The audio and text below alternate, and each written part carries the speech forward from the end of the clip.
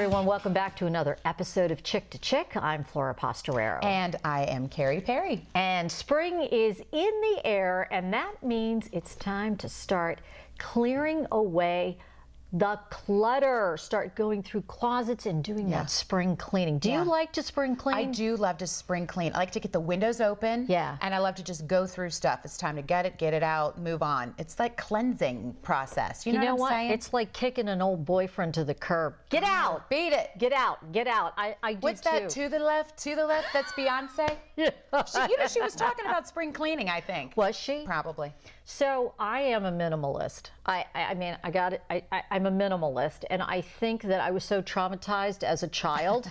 I seriously. So my mother had stuff everywhere, and it's not that it was chaos or that she was a hoarder.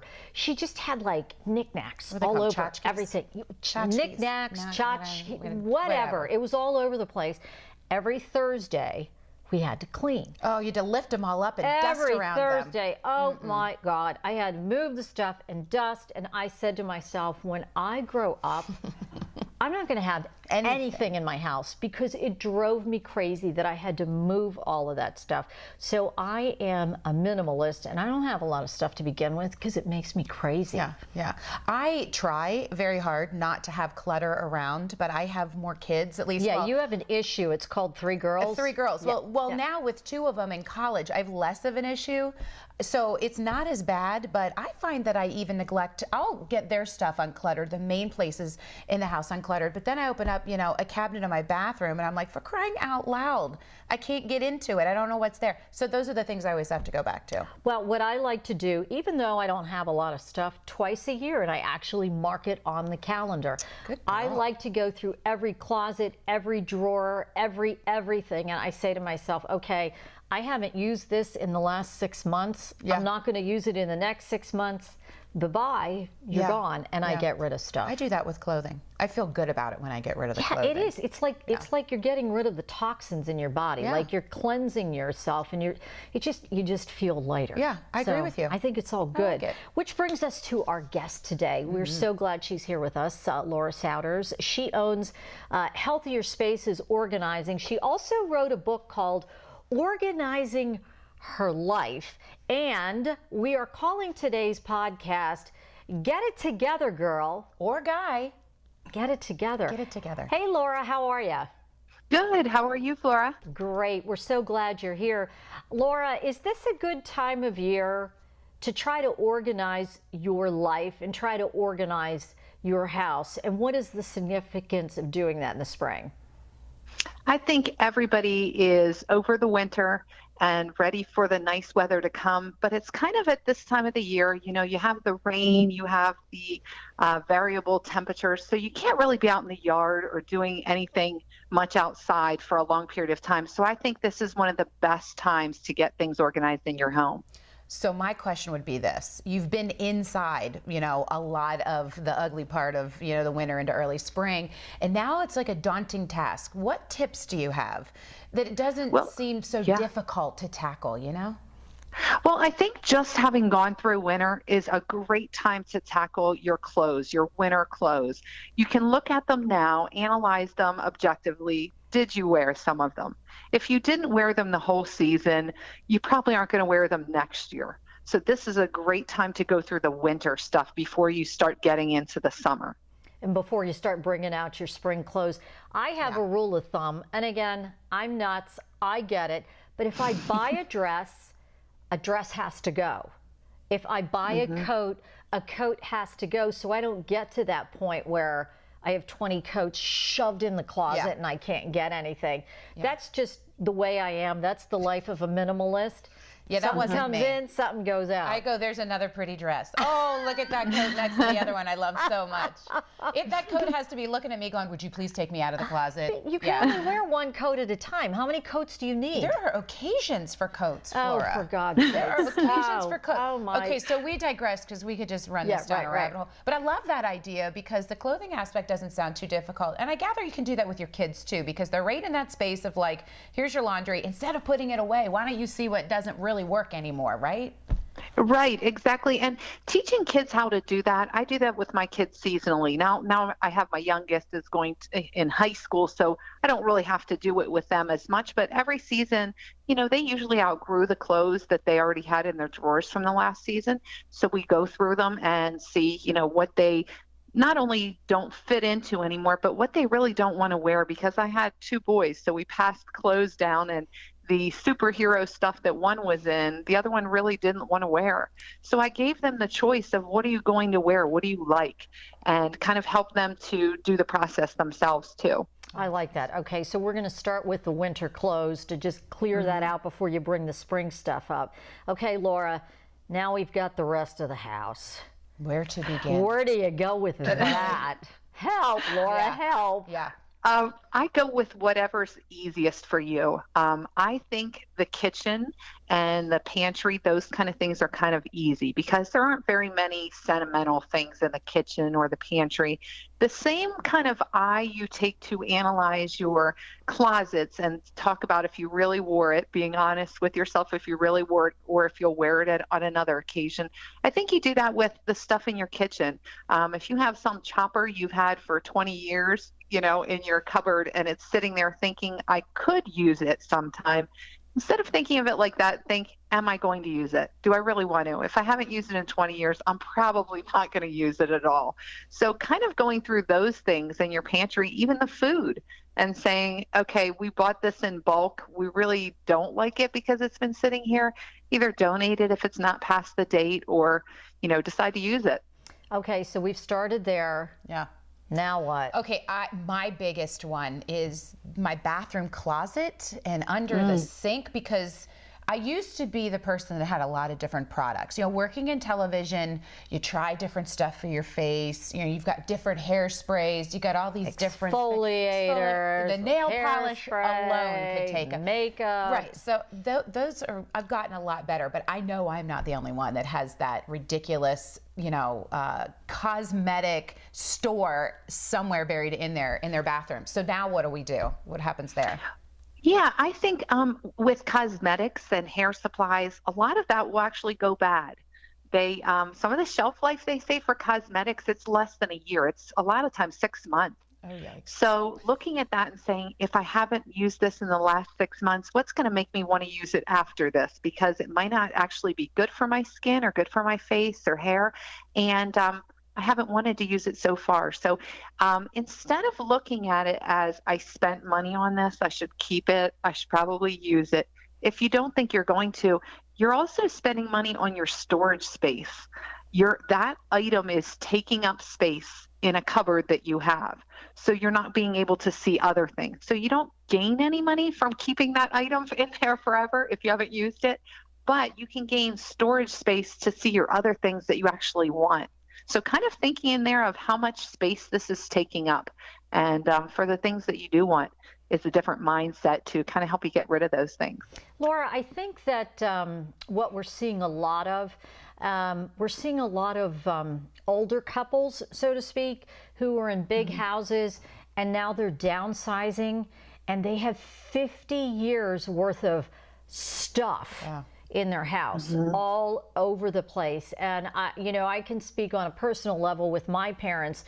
They'd been in their home for 50 years. And I was just like, oh my God. And my advice to my mother was just take one room at a time. Yeah. Just take one room at a time and just have a goal that maybe you're going to take 1 week to get through that room. I mean, my mother was so bad. She saved my brother's homework from second grade. I'm like, what are you doing? The only one with benefiting from that is if your brother had a second grader who could look at his grades. No, she said, well, maybe your brother wants it. Really?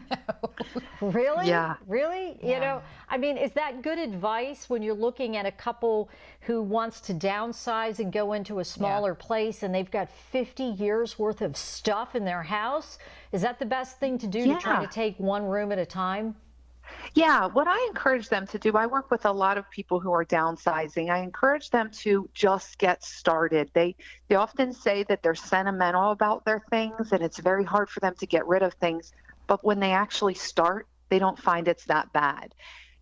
Exactly what you were saying is most older seniors who are downsizing start saying, well, maybe my granddaughter would like this, maybe my son or daughter would like this, and No. it makes them start keeping too much. Yes. And the reality is usually nobody wants it. Nope. And it's hard for them to decide, to understand that, and to decide to donate something. It actually takes them a while to emotionally kind of Detach. process that. I agree. So when I'm working with people that are downsizing, they'll kind of use that as an example to keep something. Like, well, this person might want it or that person might want it. And I'll say, let's take a picture quick and send it to them and find out if they want it. I And can just imagine, yeah. percent of the time they don't. No, and then we but start thanks the for process asking. of, yeah. I actually tell them too, they want to see somebody in their family get it that can use it. And I tell them, you may not know who's going to get it, but I'm sure it will be able to be used if you donate it. Someone who will get it who needs it. You just may not know that person. Let me ask you something that I actually do, and maybe, I don't know if this is right or wrong, but I like to put my things in compartments, baskets, or some sort of a nice bin to keep it real organized. Also keeps me a little more in check as to the amount of stuff that I'm getting if I allot just a certain amount of space. I mean, am I moving in the right direction? Did I get it together? Yeah. Get it together, Did girl. I get it together there? As long as the baskets are being used to help you to maintain the space and not just store stuff. Okay. So sometimes people will put things in a basket or a bin to say, okay, now I can stack that on top of something else. So determining whether it's actually helping with organization and for you to be efficient and functional in the space, or is it actually just trying to keep things there? So that's the difference depending on how you're using the organizational thing. So if it has a lid on it and you're using it to stack other things and just maximize the space, then it's probably not good to keep that. But if it's just using to kind of make the space a limit, that's great. If you give yourself, like you're both talking about, kind of getting rid of one dress when another one comes, that helps you to maintain the space, saying this is my limit. If I get over this, I have to get rid of some of it. Yeah, we're getting rid of stuff to make space, and we're getting rid of things to just sort of clear away the clutter. Emotionally and mentally, Laura, how does that affect you? I know I can't think when there's chaos. I know when I walk in the house, and if my son throws things on the floor, or he throws things on the kitchen table, or he throws things all over the place, I can't think. Like, my brain gets scattered. From a mental aspect, how does it affect you as a human being when you're able to clear away the clutter? Yeah, you're exactly right, Flora. The clutter actually diverts your attention. It makes your mind keep thinking of it. I imagine it like your cell phone kind of dinging every so often. Oh my gosh, it makes me crazy. Yeah, that's a good point. Even if you don't answer that cell phone, it's still diverted your attention for a second. And that's what clutter does. You know it's there. You know you have to deal with it, and it's constantly pulling at you. And most people say, oh, it doesn't bother me. I just close that room, or I don't think about that. They don't realize until they get rid of the clutter and that situation how much it really was weighing on them. And when you have a lot of clutter, not only is it diverting your attention, it saps your energy and your creativity. So having that free space when you clear the clutter really opens up to what you can do, what you want to do. You can spend more time focusing on those things that are important to you.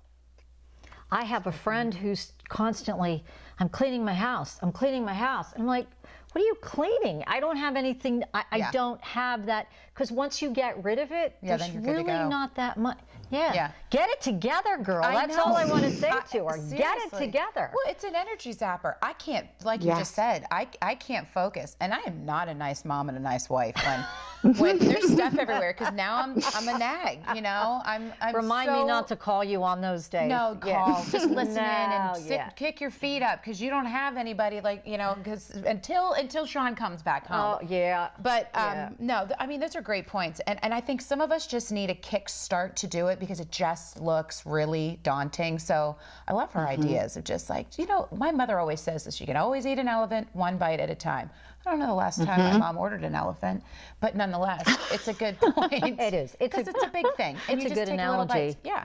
So, Laura, the reality is, too, when you start getting rid of this stuff, my son will take his clothes and sell them. Oh yeah, there's a definite So bonus to you that. can make some real cash by clearing out some of this stuff.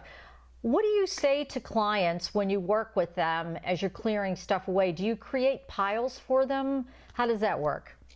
I do help them depending on selling is a lot of work. If you're selling on eBay, it's great for someone like your son. The younger generation is so quick with that, and they can really make some money. And their clothes haven't been around as long, so their clothes are still in style, and they know who wants them. They know their way around the internet, so they can really make some money. If your clothes, usually the rule is if it's less than 4 years old and still in good condition, then you can consign them, which is a great idea too. But older than that, unless they're really high-end clothing, it's usually better to donate them. Or just wait, and then you can wear them again 20 years later when you go to some crazy birthday party. They always come back in style. Or your kid's going to go, hey, do you have something from the 80s? By goodness, I do. Let me go get it. And it's vintage and authentic like mom jeans. Do you know what I'm saying? I still have my mom jeans. I know. You even have your son jeans. Carrie, you weren't You can supposed put them to in talk the about that. You're not Sorry, supposed to when talk we about said we were going to be open and honest, well, there you go. Okay, so I'm going to go there. I really am going to go there. My son it's went the through. whole practicality. I'm telling you. It's funny. I'm okay. All right, transparency. My son cleared out his closet and he pulled out these jeans and he says, Mom, they don't fit. They're too short. I'm not wearing them anymore. And he said, I want to get rid of them. And I looked at him and I went, No, you're not. No, you're not. And I tried them on and they were his jeans from 8th grade and they fit. She told me this and I was like, they look great. Are you kidding me? So the moral of the story is, I'm like, those are short jeans. But it worked. It worked. He was editing his closet. Did you throw a pair of jeans? Did you get rid of a pair of jeans? Did you put another pair in? I didn't have an extra pair of jeans, well, so they came in handy. win-win. I mean, I'm like, Perfect. wait, they fit. What do I care? I don't care. By the way, I'm going to get next with the bus. I got the bus next. I just put her under the bus this time. That's a true that story, was Laura. a fun. It's a true story. Yeah. And I guess, Laura, at the end of the day, if somebody just can't do it, they just can't go there. You can help them get it together, can't you, Laura? Absolutely. Absolutely. I help people to take an overwhelming task and understand how to break it down and teach them what they need to do going forward. So it isn't like they have to have a professional organizer every time they start organizing. They don't need to call me. I teach them the skills and the steps to evaluate their space, to purge, to organize, and to help maintain it. So then they know how to set up systems, and it's easy. All right. Yeah. Laura, thank you so much for joining us today and having fun with us. And you went there with my son's jeans. You went there. I went there. Laura, thank you for allowing me the vehicle to take her there. I appreciate it. So there you go. Yeah. Thanks, Laura. Thank you so much, Carrie and Flora. Thank you. Good to have you. So this is a good time of year. Just clear it away. Get rid of it. You're going to feel good about it. If you want to bring new stuff in, that's great. But I think you should just realize what you have, what's already there, enjoy that space, and don't feel like you have to put something in it. I'm starting to learn that lesson. Yeah, and you know what? I'm more about spending money on experiences than stuff. Absolutely. Like, stuff doesn't do it for me. Then I got to take care of the stuff. You got to take care of. Then I got to get it together. Unless you can fit into your son's jeans from 8th grade. Then you got the 8th grade stuff. You didn't know they were his jeans, did you? Yes, you told me. But I'm saying, if I hadn't told you, absolutely not. I would have no idea. You would have no you clue. Look great in them. I don't know what that says. But if you want to ask us, you can email us, right? Yeah, go ahead. At chick2chick@penwatch.org, because that's one way we can, hear from you, because we're interested in what you have to say. So whether it's this podcast or another one, we want to hear from you, right? Yeah, absolutely. Hey, thanks for tuning in. We've had a lot of fun today. A good one, yeah. And we will be back soon to chirp about another topic.